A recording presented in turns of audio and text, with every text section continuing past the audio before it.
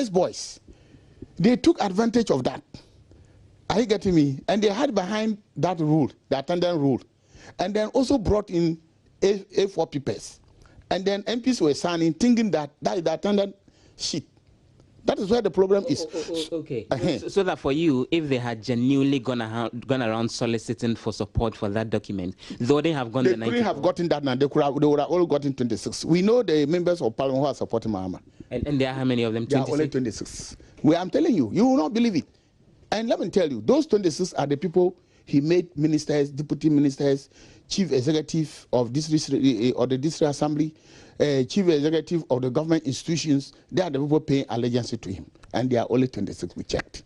Now, so I want to say that why I use the word deceit and fraud and falsehood was that they did not make it clear. The MPs who were saying, no, this particular paper, if you are endorsing former President Mahama, you sign. But if you are not endorsed, then sign. Like the way they came here to tell me. So they didn't tell them so. So that's where the problem is. The bone of contention is from that issue. Okay. So that then for these activities of fraud and deceit happening within the ranks of your party and parliament, well, I would what impact what impact could they have on the general front if people are being misrepresented? No. These are what? Ignorance people. Those who are so-called following Mahama, they are ignorant. They don't know how to campaign. And that's why we lost. And he's still maintaining those people. And that's why he's going to lose. Why do you say so? I'm telling you, from my point of view. Now, some people were calling me this morning, I think they are Mahama's boys, that if I didn't take time, they will send an independent people to come and contest on me, on my constituency. They will get people to challenge me on my primaries. And I told them, look, that is over my dead body. I don't care. I went for election. I went for primaries in 2012. There were 3 people who contested me, making 4. I won, hands down. 2015, my own constituency chairman resigned and contested me with 5 others, and I won again. General election, that very chairman came and joined me, and we campaigned, and I won. I don't want to be a person or a candidate. When I did not win my election, I would draw to support the winner. I am not going to do that. But I'm telling them, they shouldn't forget that. My constituency is a different place. Every constituency has got a dynamic.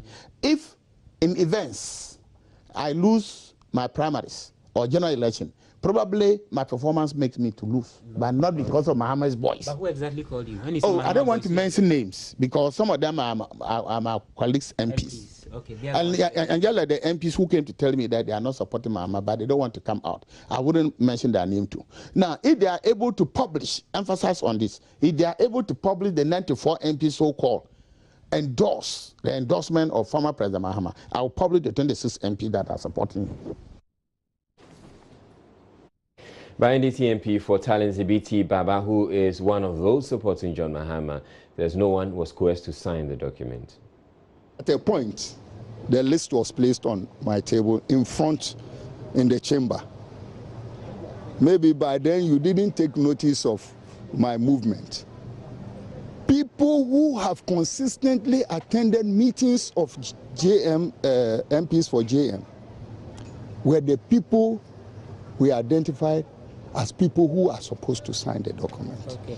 So the list was on your table, and then people were invited to come sign it at your end? No, they knew that the list was with somewhere else, but when it changed, they had to inform them, and they were coming to sign. They were coming to sign. Even at a point, Honorable Kwasiga came. He said, what are they signing there? Then I said, MPs for JM. He said, let me look at it. I knew where he's coming from. So you didn't let him? I didn't deny him access of the document. I made him to read. He even jokingly said he wanted to sign. We should give him a pen. I gave him a pen, but he didn't sign. Then he returned it. So we started cracking jokes with him. And then this Bugri Nabu issue, which he mentioned Honorable General Paul, Honorable Shaibu and others. Yes, they paid a visit to him because he had been a strong supporter of Honorable Bagby.